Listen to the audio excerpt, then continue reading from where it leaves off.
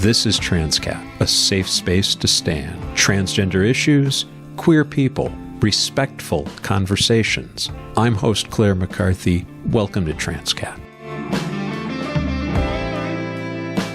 I'm both drawn to and a little wary of talking about running. I was a competitive distance runner for 10 or 12 years. Nothing impressive, but steady. My best marathon time was a 3:28, which qualified me for Boston that year. In 2014, a knee injury changed all that. And in a year of spectacular personal failures, the loss of running cut me deeply. Running was how I managed my anxiety and depression. It was how I socialized. Good morning, Bethesda. This is the Lady Bethesda. It was how I kept unhealthy eating and drinking patterns in check. So I love to talk about running, as I do with today's guest, Kae Ravichandran, but I always feel like I'm walking some sort of precipice of sadness because I miss the road so much. Kae won the non-binary category at the Boston Marathon in 2023 during the race's inaugural offering of that third gender category. But as we regularly mention on this show, reducing somebody to a trans label does her a grave disservice. In this episode, we talk about her experience as a med student at Larner College of Medicine at UVM. We talk about the intersectionality of race, religion, and gender, and we talk about the joy of running. Isn't that right, Bethesda? Did you run today? No, I'm going to do that right after this. What's today's workout? It's going to be like a 5-mile easy run. Yesterday, I did 11 miles to kind of like ease back into things. Yeah. So today's going to be a little easy. Do you tend to do distance on Sundays? Yeah, I tend to do, in an ideal world, I would do 2 long days. I like doing like a long day midweek and then a long day on Sunday. Both days kind of serve a purpose. Like one of the days I'll be focusing on like maybe hills and length, and then the other day might be more of like speed stuff or like tempo stuff. So kind of like hitting those, and the rest of the days are easy. So, well, Kae Ravichandran, welcome to Transqat. I'm so glad we finally got a chance to set this up. We've been working at it for a little while. I saw a social media post you put out there just post-election, and I was concerned. It was just a straightforward statement that you're scared. And so I wanted to ask you about that, how you're doing, what you're thinking. Yeah, I definitely feel very, very scared. I know that I have really great social support here, and I'm really, really grateful for that. And I'm also grateful to live in a state where a lot of the protections are like enshrined in the state constitution. So I feel much safer, and I feel like I'm definitely privileged to be going to be a healthcare provider who generally has like a lot of respect in the community and whose opinions are taken very seriously. But I also fear for a lot of things. I think because I'm going into pediatrics and I want gender affirming care to be part of my practice, thinking about residency in states where it's banned, less so for me, but more so for my education, like learning how to take care of youth that have these specific needs. And now they can't access education, and it's going to be much harder for them to get access to care because gender clinics are not going to operate. We're going to see a lot more youth come in. I've already seen so many youth come in for like suicidal ideation because of the election. And that's definitely a big part of my fear. I think I'm also like hearing about violence against trans people that's happening in blue cities like Minneapolis and Boston. And it's not surprising, but it's also like, can I go travel for a race, or can I go travel for a conference because I am trans? And I would like to think that it would be okay for me to do that and people wouldn't really necessarily care, and that like one-off like violence is not all that common, and usually it's from people that are closer to you or because you instigated something. But that doesn't sound like it's been the case recently, and that really does scare me. I think a lot of us are feeling that way, Kae, in terms of it feels like the rules that we've been operating under, how we know we're safe or where we need to be extra careful, it feels as if those rules are off with Mhm. the re-election of Trump. And I think a lot of people are in that position of we don't know what comes next. And yeah, that it starts to affect. Now, I do want to talk about the athletic side of things, but you're in your final year of med school. Yeah, I'm in my fourth and final year of medical school, and I'm applying to residency right now. Um, And this is UVM, or yes, I'm at UVM for med school. within that scope of your education and your training, how much has there been in terms of training for gender affirming care? That's a great question. I feel like my answer is going to be a bit complicated. My first couple years, we had kind of like one-off lectures from one of our psychiatrists here. He's great. He's trans, and he gave like a good talk our first year, but it was very like gender 101, which kind of frustrated a lot of us. And then the next year was a little bit more substantial. Like we talked a little bit more about like their hormones and a little bit more complex cases, but it's still like, I mean, if people wanted to skip the class, they could. And then we also have like a guest speaker come that they have transitioned to the students picking the guest speaker after like some feedback. And we have been trying to pick people who have done significant work in the queer and trans community. So that's also been good. We don't have like a dedicated block for queer and trans stuff, which I don't think there should be a dedicated block. I think that it should be longitudinally inserted into the curriculum, which I've done a lot of work to advocate for.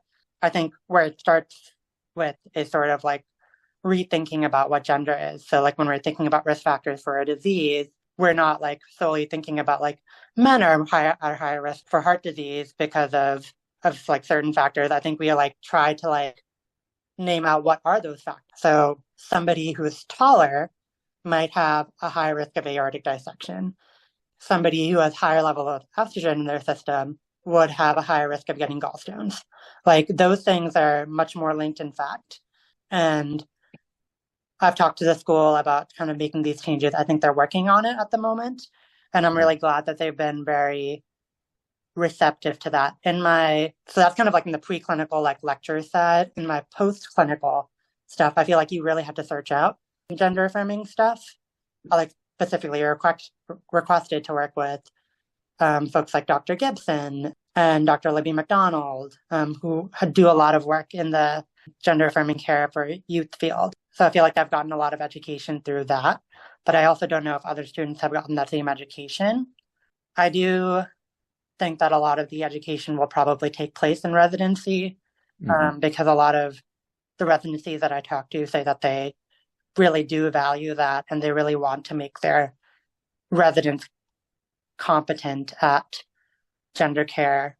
But that might also just be the culture of pediatric residencies. I feel like in my when I talk to people who are going into surgery residencies, they just want to do the surgery. They don't care about the affirmation stuff as much. And that's not all surgeons. I think that's definitely a subset of surgeons, and that feels not great. Yeah, I think like different specialties have different takes on it. Like there are different cultures within medicine.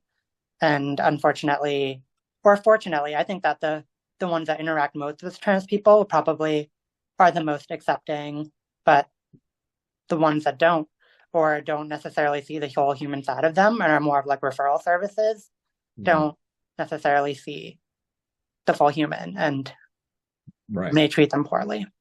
And one of the things that comes up on the show again and again is the fact that all healthcare is gender affirming healthcare. If I come to see you because of a heart condition or diabetes or whatever, gender affirmation plays into that as well. If you sustain an injury while you're running, that going to get treated for that involves gender affirming care. We do a disservice when we sort of narrow that term gender affirming care to just mean top surgery, bottom surgery, and a small handful of other things. Last season, I talked to a doctor in Boston.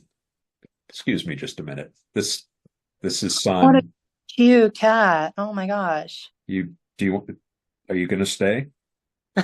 Okay. All right. I was going to put you down, but you can stay if you want.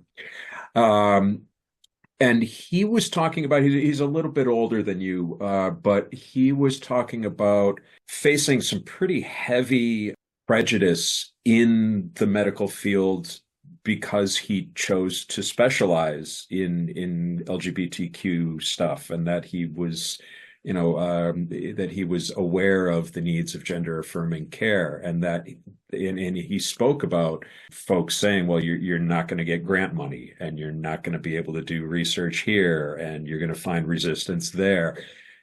What you've been describing, though, sounds like your classmates are pretty supportive, or are aware of the needs of this.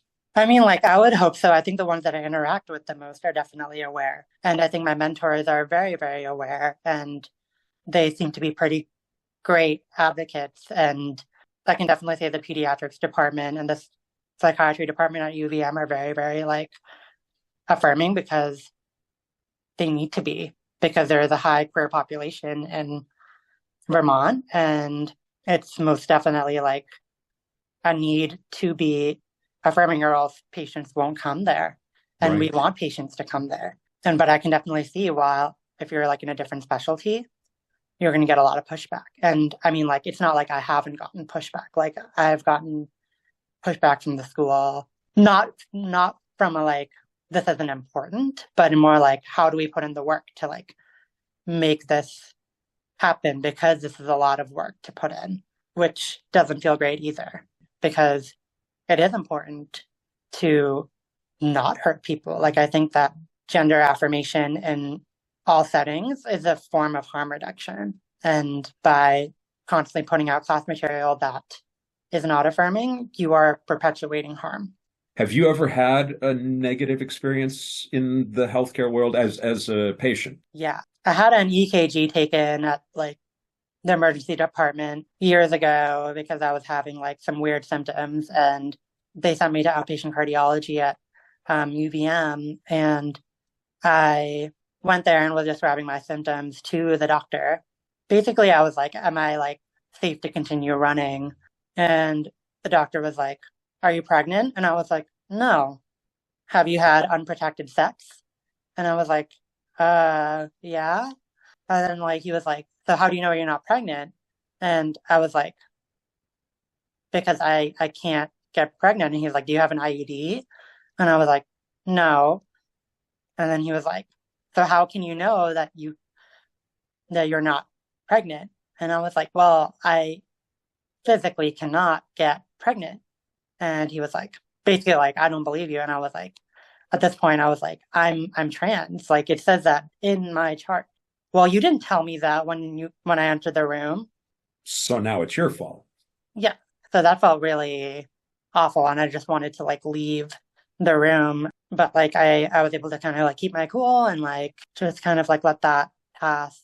It wasn't great. It wasn't like this guy was like trying to misgender me or like be like mean to me. But I think, first of all, like misogyny plays a huge role in it. That in society, like folks just learn to be horrible to women, and sort of like constantly questioning someone like if they're like pregnant when they clearly have told you that like they cannot get pregnant because you just don't believe them. That's just horrible. And then second of all, like it also shows that he didn't do his research. Like if you read any of the notes in my chart, you would know that I am trans. Like that is on my chart. And why not lead with a question? Why not, if you're not familiar with all things trans, why not lead with a question? Or, tell me a little bit about that, a human interaction before you start insulting people. When you're looking at residencies, are you leaning more towards a friendly state, or to a state that, to be honest, needs you more, but would be less grateful for your presence?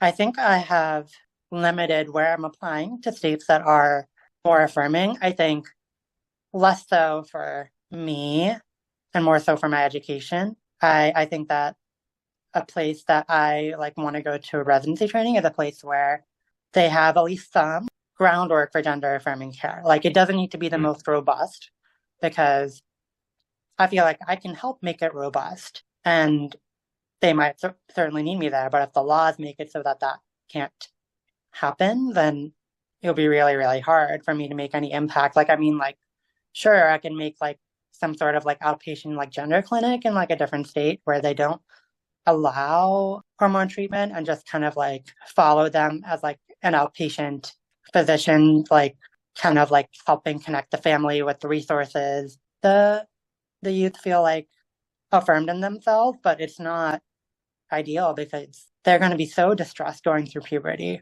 And I worry that that's just going to worsen the mental health crisis that has accelerated since the pandemic. And you said you've seen just since the election a rise in mental health problems and suicidal ideations with trans youth up in Vermont. Yeah. Mm-hmm. I have. Which again, it's the same here in Connecticut. Son, I'm sorry, I'm putting you down. It's the same here in Connecticut where we are, we have better protections than most states, but the effect on trans kids is no less. They are getting the same messages that you are lesser, you are other, and of course that's going to lead to bad health outcomes. I was working at Camp Outright. I don't know if you're familiar with them, but I was working with. It's a youth camp for youth like 13 to 17 who are trans or queer. I think most of the people who are there are trans. And I was like hosting like a trans femme affinity group, and one of the girls there was like, "You're smart. You have like a lot of experience in the world." And internally, I'm like, "No, I'm only 26. I don't have that much experience." But she was like, "Where do we go after this?" And I was like, "What do you mean?" And she was like, "Well, we know that Trump is going to be elected, and we're all gonna like, they're all after us. We're not safe here. Like, do we like move to Canada? Like, what countries are safe?" And to see like, I forget how old they were, but they were like, yeah, like a child worrying about their safety in this country, and that should not be the case. Like, I really think that we should be a country where children are not worried for their safety because of how they identify. Where every election, your rights, your legitimacy as a human being are called into question. Kids should not be on the line that way. Let me shift over to the running side of things because I have a soft spot in my heart for distance running. Before someone stole my knees, I used to be a distance runner. So 2023 Boston, you won the first running of the non-binary category. I'm looking at my notes. Hang on. I've got 2:39:06. Does that sound right? That was the gun time, but the actual time I think was 2:38:57 because I crossed the start line like 9 seconds or something before. It was something like that, or like 6 seconds, 9 seconds. I think it's 9 seconds after the gun went off. So not that like 9 seconds makes a huge difference, but 2:38 feels better than 2:39. Of course it does. But it was a really cool experience. It was like one of those things that I had no idea what to expect going into the race. Like it was like I didn't finish Boston the previous year. I had just started estrogen at that point in 2022, like in the few months leading up to the Boston Marathon. So I just was not really confident in my body, and I didn't feel super affirmed in the space that was there. And then the next year, my training was kind of like all over the place as my body was like adjusting to hormones. So like I didn't know how I was going to like run, how I was going to place. And I took a bold move and started running with some of the people in Vermont that I knew, including like one of my best friends from high school who is also now in Vermont. And we used to race against each other on rival schools in high school. So that was like really cool to see. Yeah, how we got to know each other really good was we were racing each other in like a cross country meet in high school, and he went the wrong direction. And Oh, I was no. like a bit like behind him. And I was like, I can't let him go the wrong direction. So I just sprinted behind him, grabbed the back of his jersey. And then he at first like sweared. And I was like, oh my God, I didn't mean to upset you. You're going the wrong way. Go this way. And then we just started like talking after that. And it just seemed, yeah, we became like super close after that. And we just maintained our like connection, and being able to run with him like all of this race. And we were like going back and forth, encouraging each other. I think that was really special to me. And also just to see like a lot of my friends like on the sidelines, like cheering me on. I think Boston also had like a very special place in my heart, having grown up in Westford, Mass. And I also lived in Waltham for like a little bit over a year. Yeah. I mean, like I trained on like parts of the Boston Marathon course, like all of like 2020, 2021. So like all of that just had like a special place in my heart. And it was also like perfect weather for me, like raining and 50 degrees. Like I think one thing that I was worried about was that like when we created the non-binary category, I knew that there was going to be like people mad about it. And there was a lot of like social media, like yuckiness about it. And luckily, like I wasn't necessarily caught up in that, I don't think. But I just like saw like some of the people that I knew getting caught up in it. And that was really sad and yucky. So I was really worried, like, what is going to happen? Like, am I going to be like hate crimed on the course? Like, I've like not done this before, at least not in a place where like I did run in a non-binary category in late 2022 in a marathon in Vermont, but like I felt a lot more comfortable because the people that were on the course were my friends. So like this just felt like a huge unknown. And I think that's also part of the reason why I wanted my friends around me to run with me, because that was the only way I could feel safe. Today's episode of Transqat is sponsored by Small State Provisions. Small State Provisions is more than a bakery. It's a welcoming space for everyone. Proudly LGBTQ owned, this community-focused bakery creates hand-shaped sourdough, flaky pastries, and fresh brewed coffee using organic, locally sourced ingredients. With locations in Avon and West Hartford, Small State Provisions offers not just great bread, but a safe, inclusive environment where connections are made and everyone feels at home. To learn more, visit smallstateprovisions.com or follow them at smallstate on Instagram. Hi folks. For the first 2 years of Transqat, I focused on two goals: create quality conversations and maintain a consistent schedule. I've done that. Now I need to turn some of the focus to money. I have no illusions about this show turning a profit. That's for podcasts with a large organization behind them. My goal is simply to make Transqat pay for itself. You get to access the show for free, and it's important to me that this always be the case. But you might not know that there are fees, subscriptions, equipment, and travel costs behind the production. How can you help? Well, on the support menu at transqat.com, select Donate, then hit the PayPal Donate button. You can make it a one-time thing, or you can set up a monthly or even yearly recurring donation. Also on the support menu is an option to sponsor. Your business or organization can sponsor one or a block of episodes in exchange for a 30-second ad and a social media mention. Details are on the site. Listeners, if you know of a business or group that might be a good fit, let me know so I can reach out. Or maybe you could do some of the legwork and ask the next time you're there. If this show has value to you, if you support civil discourse around trans and queer issues, support the show. And as the Scottish woman at the end credits says, please consider supporting our mission with your monies. Any monkeys will be gratefully received as well. For a race that has famously spots that just fill your heart, you know, when you come around towards Wellesley.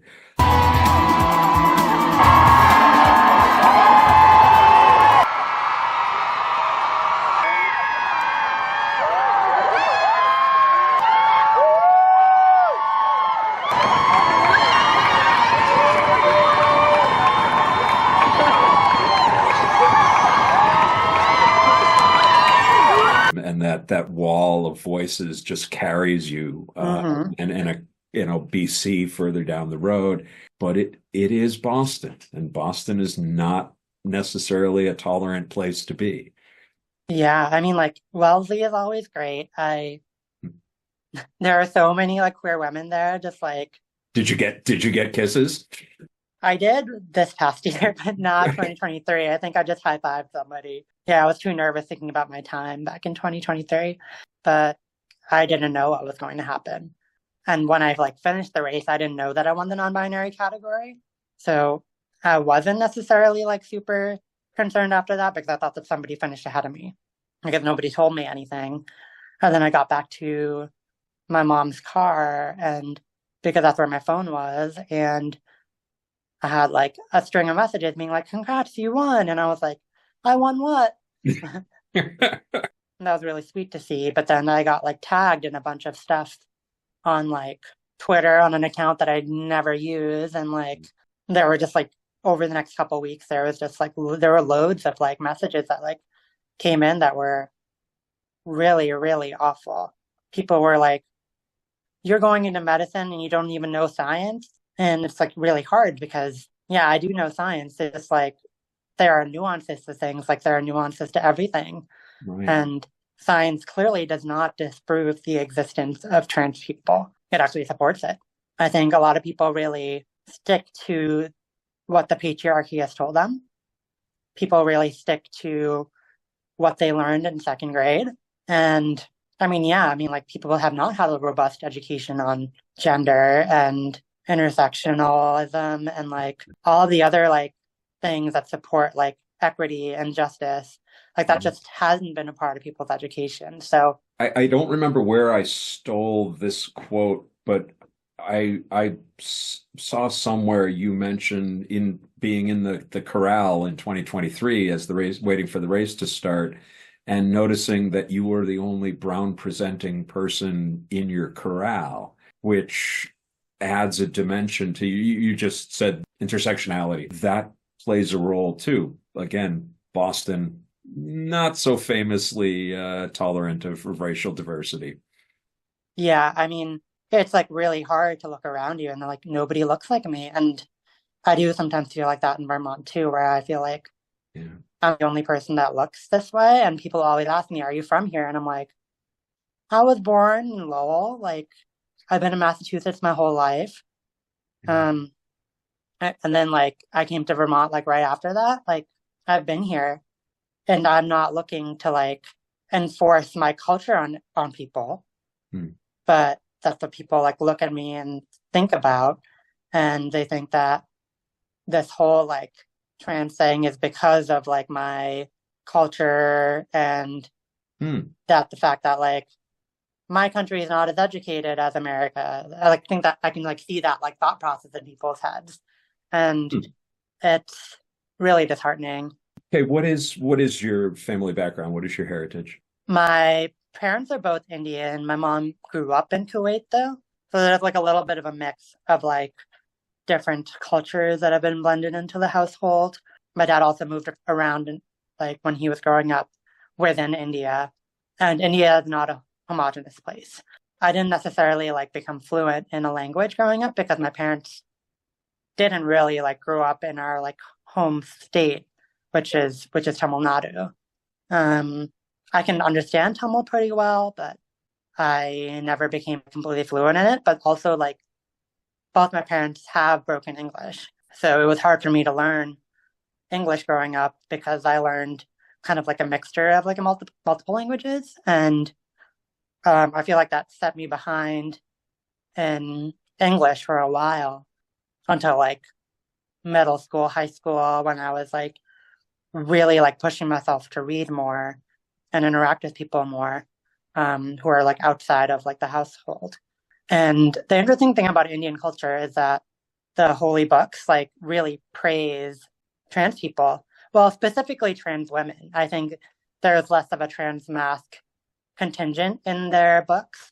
But there's a lot of like androgynous or like trans femme people that are revered. But over the years, it has kind of flip-flopped the other way, especially due to British influence. How I understand it is that the British started enforcing their Western norms on everybody in India, and thus caste systems were more like enforced, and people who are trans started like moving down the social ladder, and being queer was just not accepted anymore. And even though it was like depicted in like the Mahabharata and the Ramayana, it's just like they didn't care. It started like becoming outlawed. I think many members of my family like have learned that like being queer or like being trans is not what God tells you to do. Like you are changing the word of God because of that. But it's not because Indian culture is less tolerant. It's because Western culture is less tolerant. I feel like there has also been a pressure on my family to make me be the perfect person. And by perfect meaning straight, high earning, cis. And if there was like any like reason for me to be not that, it would be looked down upon. And I often hear my parents like worrying about like, do I have to go back to India? Because people over here don't tolerate us. So yeah, I feel like there's like a double pressure because of that. And that doesn't change the fact that like I grew up in like a fairly wealthy town in Massachusetts. I think my parents started off not that wealthy, but then by the time like I graduated high school, they were like much wealthier. And that gave me a lot more like in my early adulthood, made me feel like less concerned about money than like a lot of people would feel. So like A little more comfortable. Yeah. yeah. So I definitely have a lot of privilege despite these difficulties. And I think something reflection that like a lot of people should be doing, like where does your privilege lie? It doesn't mean you're a bad person. It just means that there might be work that you need to do. That might mean that you can be more compassionate to other people, which I think that there is a lot of compassion fatigue in the United States, but I think it's being misplaced.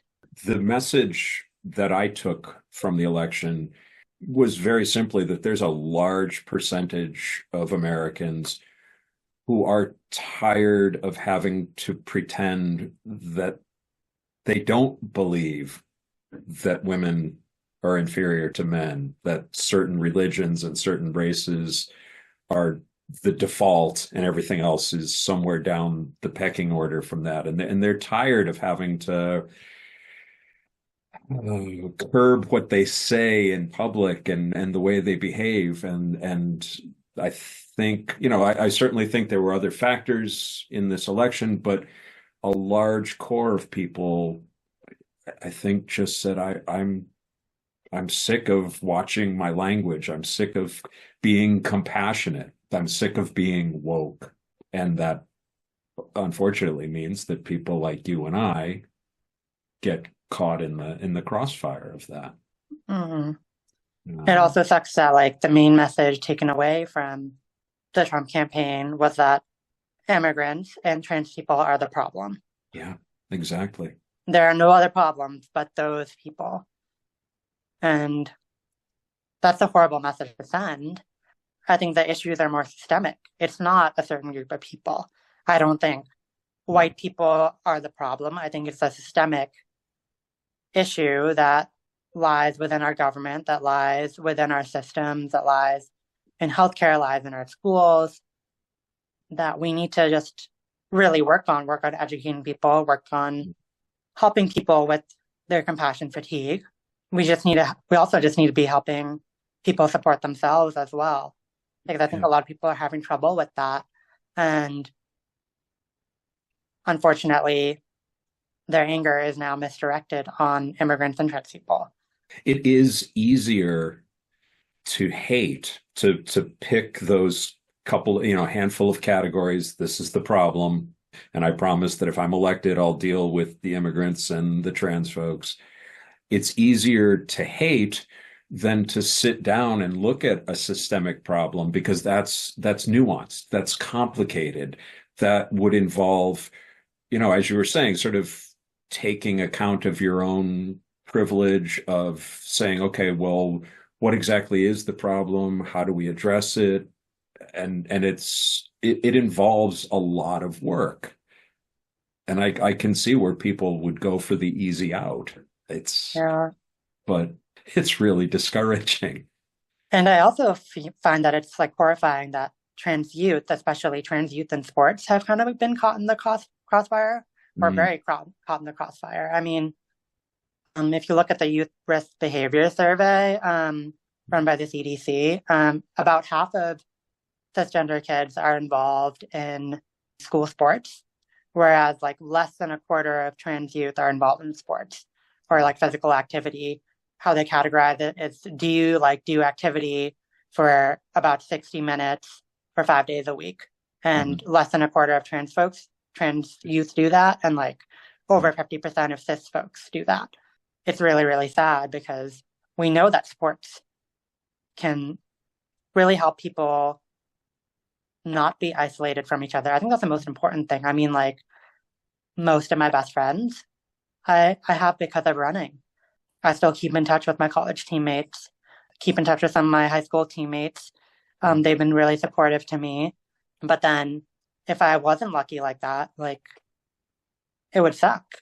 And I've always found distance running in general to be that way. The anecdote you were telling before about helping that runner back on track, you had a choice in that moment of capitalize on his mistake or help him, and you chose to help him, and that was certainly, for the most part, my experience of being a distance runner, was that there was community there was belonging there, in addition to the physical benefits and the mental benefits of physical activity. Yeah, to lock trans kids out is denying them so much. Let me ask you, just completely irregardless of gender questions and all the other, what does running mean to you? Why are you a runner? I mean, many, many reasons. I think the biggest reason is that I just love being free and just escaping from society for like at least a short moment of time, because society is very stressful. And getting out into nature where I can see all of these like ecosystems, these small ecosystems of animals and plants collaborating in a way that sometimes I don't see with humans. I don't know, like seeing all of that like really warms my heart. Also, the connections that I can make while running, creating these small ecosystems for myself, and recognizing the connection between myself and the trees and the birds and the bugs and the earth, like being grateful for all of that. I think that's like why running is important to me. I think my mom had always told me everything is important, like every single life form we need to respect. And I grew up a vegetarian because it was really important in my home culture that we don't kill animals, because they deserve as much respect as humans do. I really took that to heart, and it's a big reason why I do run and try to seek out those connections. What a wonderful answer. Thank you. One last thing before I let you go, because you got to get out and get your run in. You ran New York this year, and it didn't go quite as well as you had hoped. And, every distance runner knows that feeling of, because you put in 4 months at least of training for a race, and it's the full gamut of, as you were saying, you run hills, you do speed work, you do long, slow distance, and there's the whole getting yourself ready mentally for going to the starting line, and you get to the finish and it's not what you had hoped. What does that aspect of running teach you about life? Yeah, I mean, like, I think New York was different. I think Boston this year was more of a shock to my system than New York this year. I had run a 100-miler in July, so my body was pretty wrecked. So I like really started my training in September for New York. So like getting my body into shape was a hard process, and like having really only 6 weeks of training, there's only so much I can do with that. Yeah, like I didn't really know how to structure my training because it was such a short block. Like most people are doing 16 to 20 weeks of training, and I was like struggling to run the mileage that I would usually run for a marathon due to many reasons, like residency interviews, my application for residency, stress going on in the world, being involved in the community a lot more. Those things were a lot more important to me than running. So I went into New York being like, I would be happy if I ran sub-30. And you did. And I started off a little bit fast.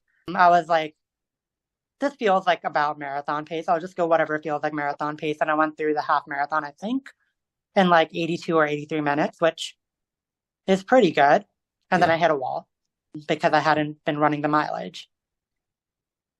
But I wasn't unhappy with that. I still pushed through and I made it to the finish. And that was the most important thing for me in the day, because I was representing Point of Pride and I was representing the trans community.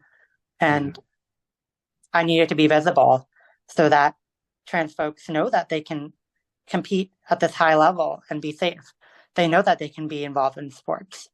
Like, I want to be that inspiration for people to do better than me, to feel safe at school, run at school, and then become a much better doctor than I'm going to be and become a much better runner than I'm going to be, because I'm laying that groundwork. And I want to be able to pave that path. So that's what I take away from it. I don't think it wasn't a success. I think it was very much a success, given all the things that were going on.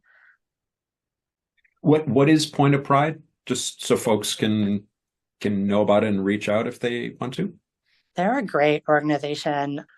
They are based in New York, and they provide gender affirming services, usually in the form of scholarships, but also they have like clothing and other forms of resources that they offer to trans folks. And they really do prioritize folks that are in areas where they can't access care. So there are like folks that can access like a surgery scholarship to get like the surgeries that they need in like a different state. So they're raising money for that. They host like letter writing little sessions so that we can like write to lawmakers. They do a lot of great work for the trans community, and I'm really grateful to have run on their charity team. I think they are absolutely fantastic. Final word is yours. Tell that queer kid out there who is feeling that trans kid out there who is feeling like the odds against them have just tripled in the last 2 weeks and they're not seeing a way forward. Tell that kid something. I mean, it is hard, and I think it's really important to honor and validate your feelings and to really like love yourself for having those feelings, because if we aren't having those feelings, we aren't human. I do think that making sure that we have community, and for that it means taking care of yourself and also taking care of the trans folks around you. And what's special about the trans community is that we are all here for each other, and we're all stronger as a community than we are individually. And we all have your back. Things seem like they're getting worse now, but that doesn't mean that in the future they're not going to be better. It means that a lot more people are paying attention to us, and there is a path forward. There is very much a path forward. And what Republicans want, what the other people that don't like us want, they want us to go away. And by living and being strong in our community and being ourselves, we won't go away. I've linked to Point of Pride in the show notes, so please consider taking a look at the work they do and supporting them if you can. A few business items.